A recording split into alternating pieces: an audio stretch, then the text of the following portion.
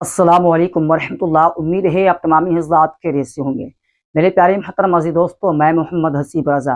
अगर आप तमामी हज़रात ने इस वीडियो को देखना स्टार्ट कर दिया है, शुरू कर दिया है, अब वीडियो देखने वाला चाहे मर्द हो या औरत हो, दोनों हज़रात जो है इस वीडियो को मुकम्मल वॉच कर लें।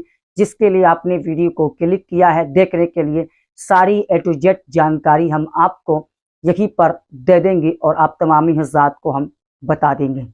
मेरे प्यारे भाई देखिए, रमज़ान शरीफ का जो महीना है बिल्कुल समझ लो कि आने वाला है। एक से 2-3 दिन बचा हुआ है। रमज़ान का महीना हम लोगों के दरमियान तशरीफ़ लाने वाला है। सबसे पहली बात तो एडवांस में आप तमाम हज़रात को रमज़ान शरीफ की बहुत ढेर सारी मुबारकबाद। अब बात कर लेते हैं कि बहुत सारे मर्द हजरात कारखानों में, फैक्ट्री में, दुकान में रहते हैं, मकानात में भी रहते हैं और वहाँ जहाँ पे रहते हैं वहाँ पे कोई मस्जिद वगैरह नहीं है। वो चाहते हैं कि हम नमाज भी पढ़ें और जो है इशा की नमाज पढ़ने के बाद हम 20 रकात जो तरावी है वो भी हम अपने आप और अपने घर पर ही पढ़ें। यही मामूल औरतों का भी रहा करता है। और मेरे भाई, औरतें भी चाहती हैं कि हम घर पर जो है तरावीह की नमाज पढ़ें। तरावी की नमाज मेरे भाई ये सुन्नत मुक्कदा है, इसका पढ़ना हम पर लाजिम है और ज़रूरी है, पढ़ना चाहिए। तो दोस्तों, बहुत सारे लोगों का ये सवाल रहता है कि हमें जो है एक ही सूरत याद है, यानी सूरह फातिहा याद है और उसके बाद कुरान की कोई एक छोटी सूरत याद है और इसके अलावा हमें कुछ नहीं याद है। और तरावी में जो है 20 रकत होती हैं, हम ये पूरी मुकम्मल कैसे करेंगे और किस तरह से पढ़ेंगे? ये तमाम जो है सवालात इकट्ठा हो जाते हैं और इंसान फिर नमाज़ों को छोड़ना शुरू कर देता है, तरावी को भी छोड़ दिया करता है। लेकिन शायद उसके पास इल्म नहीं, उसे पता नहीं कि हमें क्या करना चाहिए। और अगर हमें एक सूरत भी याद है तो हम उससे भी नमाज मुकम्मल कर सकते हैं, पढ़ सकते हैं। जैसे कि मिसाल के तौर पर मेरे भाई, आपको तो ये तो पता ही होगा कि नमाज में क्या क्या पढ़ा जाता है।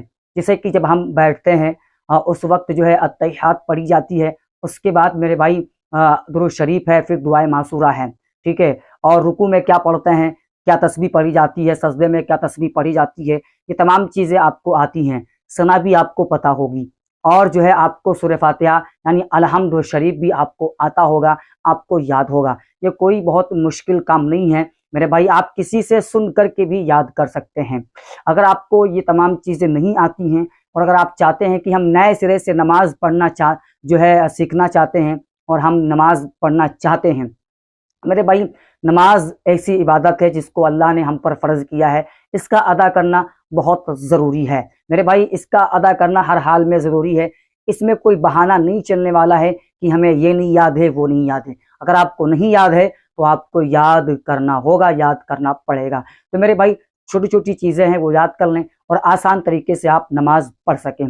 देखिए, मैं आपको बताता हूँ, जैसे कि सना, दुआए मासूरात और मेरे भाई दुरूद इब्राहीम और तैयात वगैरह, ये तो नॉर्मल चीज़ें हैं, आपको याद होगी। अब जैसे बहुत सारे लोग घबराते हैं कि भाई 5 वक्त की नमाज होती है और बहुत सारी रकातें हो जाएंगी और फिर इशा की नमाज के बाद मेरे भाई 17 रकात तो पहले भी इशा में है और फिर जो है हमें 20 रकात और भी पढ़नी है तरावी। अब हम क्या करें, सूरत एक ही याद है। तो देखिए मेरे भाई, लोग सवाल करते हैं कि क्या वो एक सूरत हम हर रकात में पढ़ सकते हैं, वही सूरत? ऐसा तो नहीं, हमारी नमाज नहीं होगी।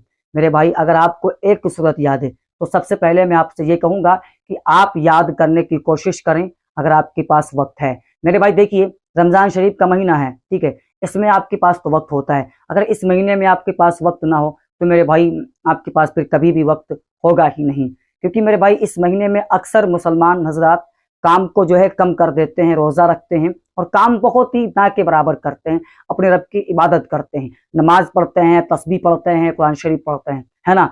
तो मेरे भाई देखिए, अगर आपको एक सूरत याद है, जैसे कि मैं आपको बताता हूँ सूरह इखलास यानी कुल वल्लाह शरीफ अगर आपको याद है और उसके बाद आपको सूरह फातिहा याद है, तो आपने जैसे कि नियत की अल्लाहु अकबर, 2 रकात की नियत कर ली किसी भी चीज़ की मेरे भाई, सुन्नत की, नफिल की, फ़र्ज़ की, किसी चीज़ की भी नियत कर ली आपने 2 रकात की, ठीक है।